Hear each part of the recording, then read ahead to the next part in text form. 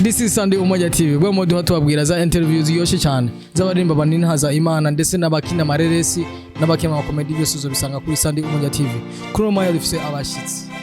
abashitsi tugiye kuvugana ibintu bibiri bitatu bitandukanye kuvyerekeye akazi kabo basaze bakora bakaba bavuye ngira mu bavuye kure bano bahungu kuba afisi yasho ariko batubwiye baje babo. Okay bro, babe. Safi kabisa. Okwido. Eje banyita Andre Manishimwe. Nkaba ndirimba mu mugwi witwa The Light Team abari wo muto mubona nga ego Andre Kamana Lojanti nkaba naje ndirimba mu mugwi The Light Team. Kamana nanje ndashimye Clement Blanco nkaba ndirimba nyene muri The Light Team, praising God forever. Okay, The Light Team mu bahe murabana canke na grize ni bo The Light Team turabana twese tuba mu Gatumba gusa bamwe ku mbuga y'amashuri turatandukanye rero abamaze kwideplacer babanganye mu Gisagara cya Bujumbura ama église nawo église jewe ndi senga muri Pentecote hama bandi baza kwivugira usenga jewe senga muri EAC bisigura Église Évangéliste de l'Afrique Centrale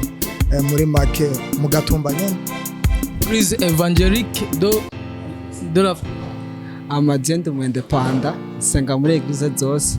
gusa origine yanje muri Pentecote. Urumu independant usenga mu église zose ubashatse bo bisigura ko ata église nimwe nimiriwe kubera nyene bo kubera ingoro y'Imana ntawe yimiriwe urumva ntawe kumira aho ushitse hose urakira ubutumwa. Tugiye kuri Andre yavuze yo asenga muri Pentecote. Andre muri Pentecote aba muratandukanye musenga mu église atandukanye wowe nta hafi senga hose wowe birakorohera kugenda gutanga ubutumwa muri aya makiza abandi baba barimo ego biranyoroye usaba uruhushya canke uragenda uko ndagenda nakora uririmba muri korari nahora ndirimbamwe mugabo ubu sinyikora muri korari yagenze barakwiruka ni banyirukanye. Anyway tugiye mu tuntu n'utundi kugira tubandanye interview iryoha mwavuze yuko musenga muri EAC muri Pentecote turazi yuko hariho tugenda muri stade turaberewe twese d'abord sivyo man mugabe afite seras utras muri Pentecote baratwemera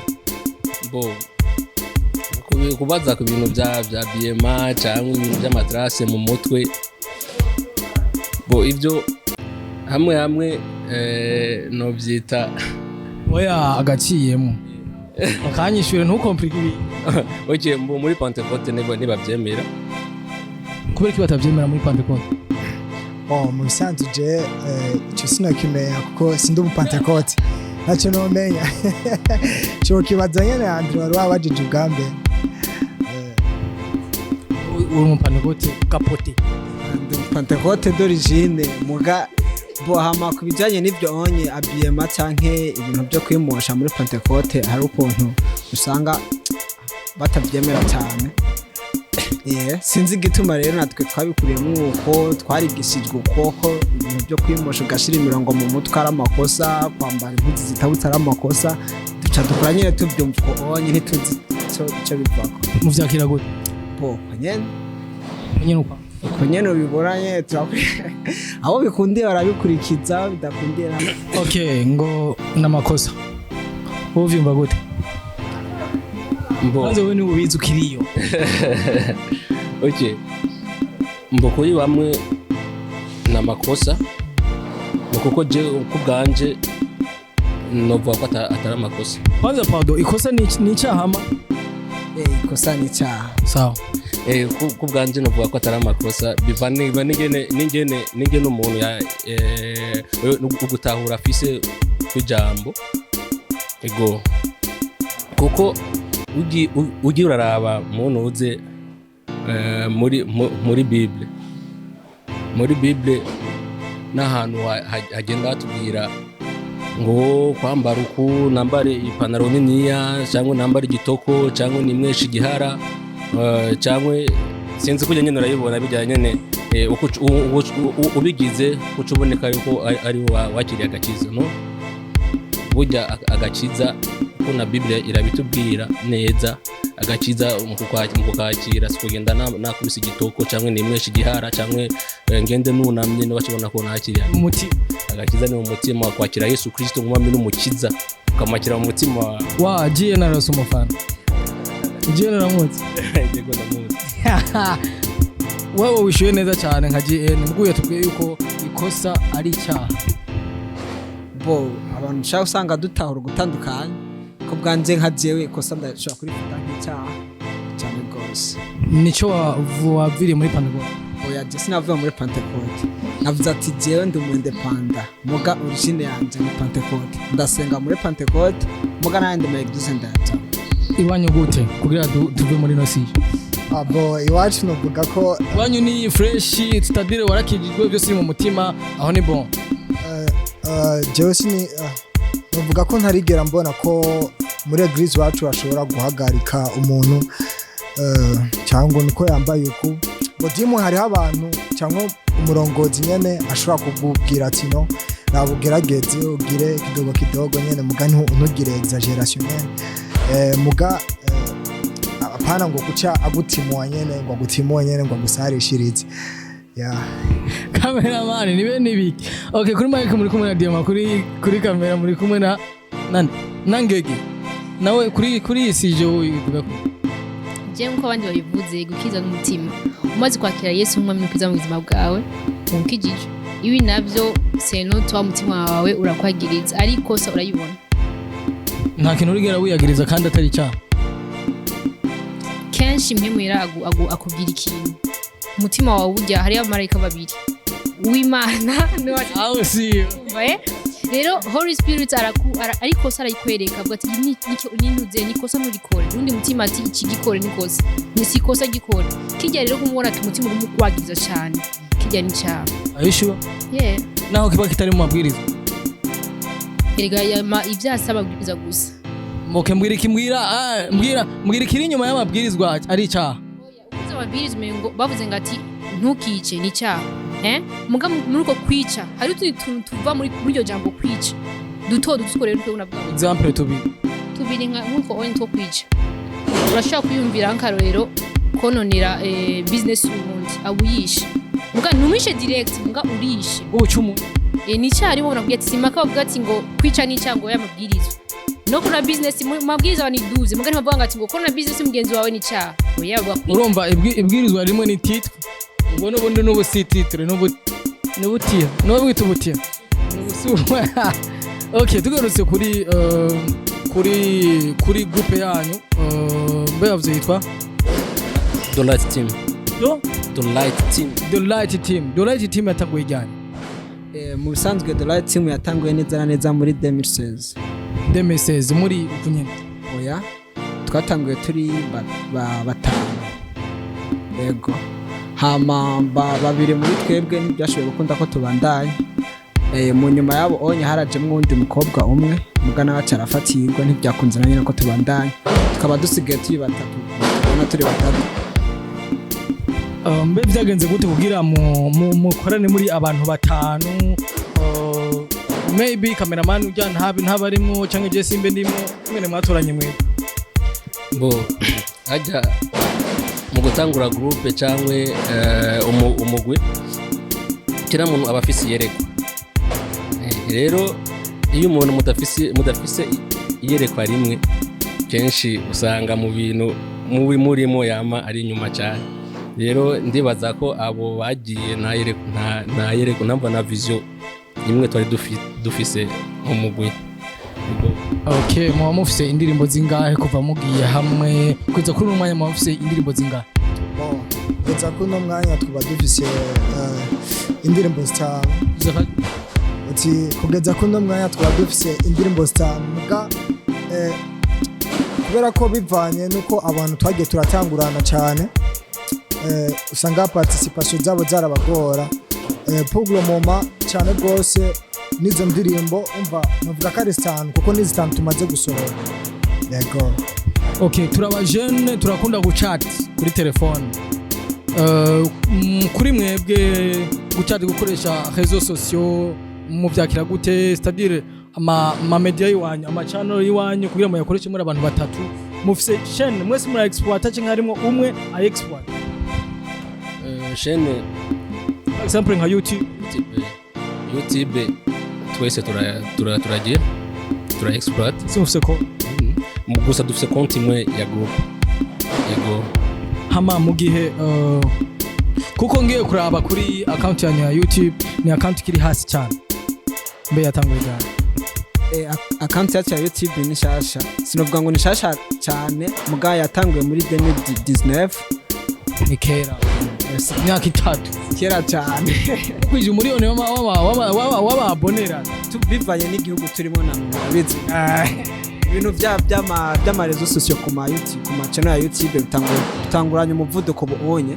Hama twe kenshi turi nyuma cyane bivanye n'imvo z'amashuri, ni nkuko urabye umwaka twatanguriye ko group n'indirimbo dufise ugerageje gukompara usanga turi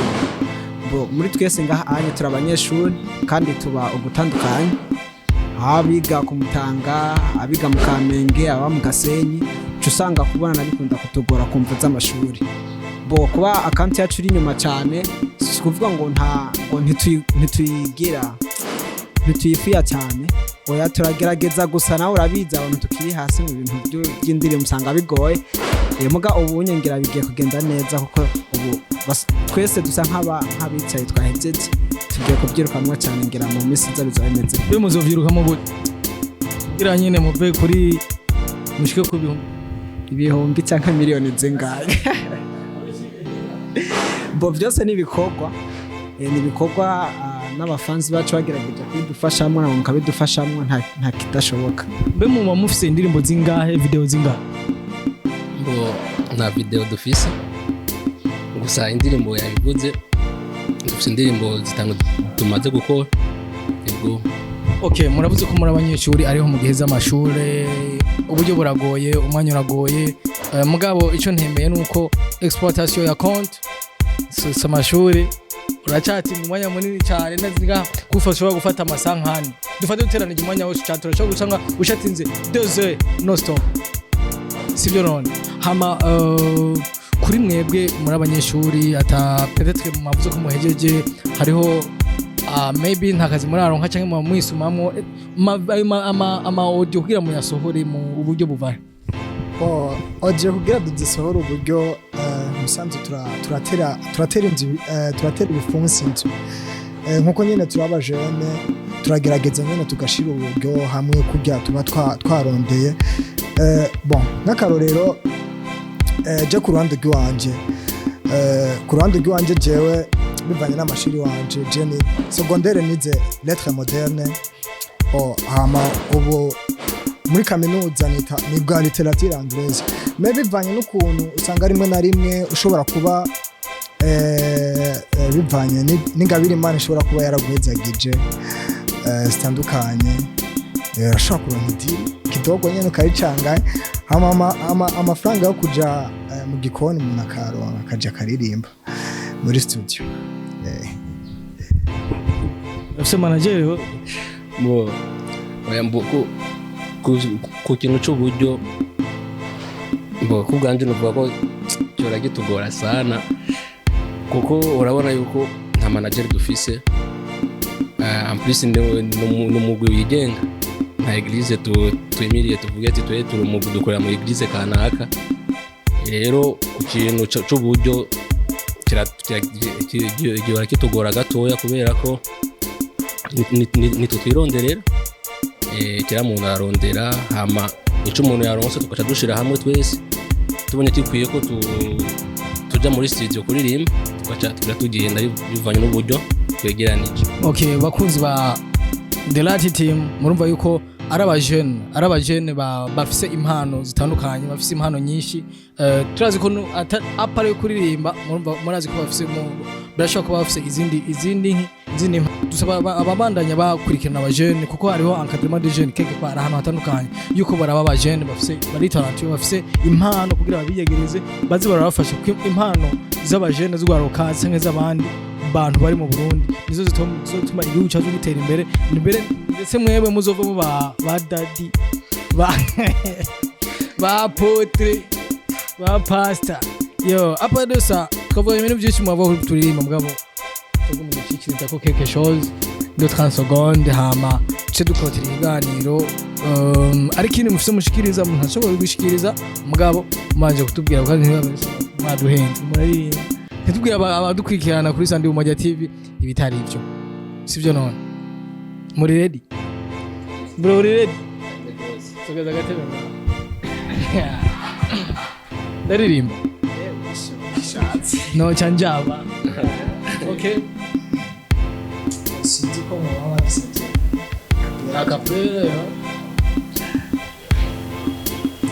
icyo gitabo cyiza cyane kinduhura maraso ya Kristo nibona mwatavangura umwe butatu bwera ndanje bundemesha we ndagisomye ndemesha umutima ure mu rukano alpha ni omega intango niherezo ntangariza jambo wasimbisha imitego hagoye siho ntango ababazi hezezo barayititiye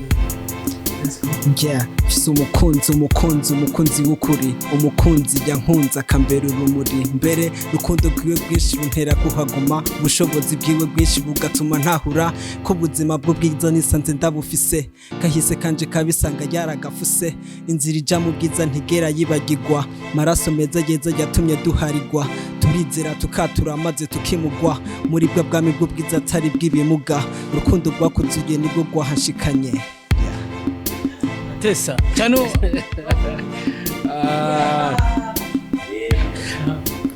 reka ntunganire na Yesu wanje ni gitangaza yego byarenze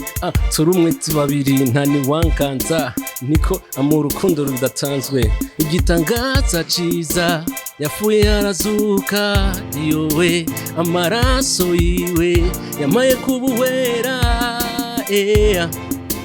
iciza ni kimwe muri we ndagororotse ahitwa haduga jenara hamanutse Kristo nibwo buzima ahiwe niko haguma inyishu yarabonetse kwijambo ryatwibaruse mazina menshi ntazi yantera kutamenya ubu Kristo ndazizina rimwe ntawe womenya ryararizanye ndajya ndamwambara siniremye niba ncura akana mpindura iconzi ndafise nahawe n'ubuticuza kumukunda cyane bintera kwifuza kwaza ntaza nzaba magaze ntavuza nzaba mageze maze urawa murumva ko ari abajene bafise impano bazi kuririmba neza cyane baryosha ibintu baririmba muri bene iyo ni rap ni pa kandi ikindi maze bakurikirana intuze account yanyu hariho style abantu batandukanye bakunda ama style sinzi ko mufite abantu muyo yanta ko nk'abakunda ama hip hop abakunda ama rap abakunda ama dancehall ko ari bo muyo yanta kuko hari abatama bumvise ibyo birimo bati bone abahungu wowe uvimba boje ku ruhande rw'iwanje navuga ko ikintu cya rap bwa mbere natanguye ndimba profane muga bivanye nuko narimba profane muga kandi nkabona ko ntigeze aho nyine hari umuntu yatubwiye ko profane gisigura kuririmba utuka Imana mu bisanzwe babyitwa uko no niyo sanse ngo nicyo gisigura profane uririmba usadira ava watuka gutuka Imana komtere siko no bivuga kubera ko ahubwo abantu cyane turafise ama complexe tuvuze profane twibaza yuko ari gutuka Imana okay profane ahubwo ni ibintu udashobora kwinjira mu gakiza ngo winjire muri Bibiliya muga sometimes usanga uriko aririmba ubuzima bw'abantu babayemwo quelque fois utanga impanuro ku bantu uriko urahanurira nk'abantu ufate nk'akarorero nk'ajya urusanga baririmba twimirije independence usanga bakora aririmba nk'indirimbo kubera ko itaba iri attaché ku jambo ry'Imana cyatwita profane mugani baba bariko baratuka Imana okay katubaze uyu nawe profane na gospel itandukanye ryo bariye itandukanye nuko gospel baririmba bafatiye ku jambo ry'Imana cyangwa ko bavuga ubutumwa ama profane nabo baririmba swat bako baravuga iby'inkuru no n'ubutumwa ubwo n'ubutumwa mwavuze ati hariho ubutumwa bw'Imana n'ubutumwa ubwira umuntu kanaka canke ukura aririmba kugirwa kanaka ibintu nk'ivyo mugati kurimbira satani abarimbira satani nugiye bavuga ati akarimba agashiramo satani akavuga ati niwe niko naririmbira mucamake profane c'est au sens du terme nugutuka Imana hama turabashimiye cyane ku mwanya twafatanye n'urugendo mwafashe kugira ngo dusanga hano hantu tugirana igikorwa ciza mutubwira aho mugeze ibyo muri ko murakora mbe hari ikindi gishasha twaba twitegura muri no minsi avuye ko duheze kandi gishasha kirahari gishasha kirateguwe caraheze asigaye gusa bwa bude nyene buboneke kugira ngo kije ku mugaragaro The large team bavuze yuko vuba bavuze ko kirahari yuko hasigaye ku uburyo hama gisohoke twiteze yuko muzo dukora ama video meza cyane murabajene video y'abajene y'abatamaze cyo kimwe yamari amavuta itoka isa neza cyane gose hama imbere yo guheza kera umuntu aza kutubwira challenge c'est-à-dire ukungene ibikorwa murimwo ingorane muhura navyo mu mwanya mutoye nk'umunota ingorane kira muntu ahura nayo muri ico gikorwa cyane muri The Light Team nk'ingorane je mbona turi muri The Light Team dukunda nka kubganje nk'umura nazo honyene The Light Team duhagaze neza kukungene kubakitse mu buzima gusa cyangwa mu buzima bw'impemu tumeze neza ingorane nazo kubganje mbona imbabaza vuga ati nca mvugiraho n'abantu bakurikirana The Light Team abafanzi nk'umuntu yoshobora kuza aratwitangira ati mu buryo budufata mu mugongo nk'ingorane je mbona ngunda kushikira sana kandi kambabaza n'ikintu cyo buryo ko turafise indirimbo nyinshi zandise ziri ngaho ariko uburyo urakunda kugorana sana kugira ngo dukore dine dushika aho dukeneye gushika Andre ati uburyo nawe baruba kubganje ingorane nyamukuru kuko ingorane ni ya The Light niyo mugwi usanga ingorane twese tuzisangiye ingorane nyamukuru ni Andre yaje kuvuga ni ikintu kijanye n'uburyo mugahara n'izindi ngorane dukunda guhura nazo hakunda gushika nk'ingorane kubyerekeye iyo turonse nk'ama concert ugasanga Andre ko ari mu Pentecote nuba ari mu yindi eglise na agenda mu Pentecote mugari polivara gacu usanga ibintu by'amakonseri ari ukuntu turimbye tudakwiriye kubera eglise Andre itamurekurira kuja kuririmba mu yindi eglise usanga bitugora ugasanga ibintu byo kwitegura biratugora musanze presque nka byose bamaze kubivuga muga nanje sinagenda navuze ikintu kandi nyamukuru ndakigaruke ko na Andre yakivuze ni ikintu cyane cy'uburyo vraiment twe turitanga uko dushoboye tukandika indirimbo zikajyaho muga kubera ko tuba dushaka gukora indirimbo izifise qualité zero na studio sivyo tuvuga ati ngo tuje muri izi studio ikindi biki usanga bari kwa dukora amadraso kanabi biba bisaba yuko turonka amafaranga tukaronka ari menshi tukaja muri studio tubona nitwaja kuririmba ko n'abantu bazovuga ati respect mwaritanze yego nivyo tuba dukeneye kugira ngo dukore ikintu cy'umunsi hamwe n'umuntu azobona akagitangarira kibe gitoya muga gishike bisanzwe mu gihe cyari gikenerewe ko kandi n'umuntu akibonye yumva vuti aba bana kweri bari bitahije hama opa hava ikintu cyatugora cyane wari umwanya kubera tutari hamwe muga pugle mama turi hamwe nubwo amashuri akidufatira gatoya muga ikintu cy'umwanya singorane cyane ngorane n'uburyo sawa je cyo novuga sindi mu The Light mugani mufanzi wabo n'ufite ikibazo bafite cy'uburyo je ndemeye support sinzori indirimbo yose gusa mugire de indirimbo imwe audio hama mumbwiye nzo giconterere n'ibihumbi jana cyangwa ijana n'itanu nanga studio yemera niga ntavyo kuvuga studio yemera ibihumbi jana sawa maze hama bako barimo ba Sandi Umoja TV murumvise yuko arugwaruka ufise impano nyinshi bafise ingorane aho bahagaze ariko tubifurize kuzotera imbere kuzoronka ubwo buryo kuko Imana ntayidakorera kandi Imana ntayidakora umuntu dusaba yuko bandanye musengera ibikorwa byanyu bandanye musengera imitima yanyu ndetse n'intambuko zanyu aho ziri hose ndetse musengera n'akazoza kiwanyu kuko kazoza kiwanyu ni keza, kazoza kiwacu kazoza kugwaruka rwose bw'u Burundi ni keza ko dufise impano nyinshi kaniza cyane. Tukamandanya dusaba yuko abanywanyi basandi Umoja TV bagende kugura page konti ya YouTube ya The Right Team, bagire subscribe, bagire ama comment ku ndirimbo ziba bamaze gusohora, hama muce mugaruka kuri Sandi Umoja TV mubandaye mutubwira ukungene ibiganiro biha biragenda n'ivyo mukeneye ko dukora, mutibagiye kugira share c'est-à-dire partage ku bandi bose kugira babandaye barorera ibiganiro vya Sandi Umoja TV. Ciao.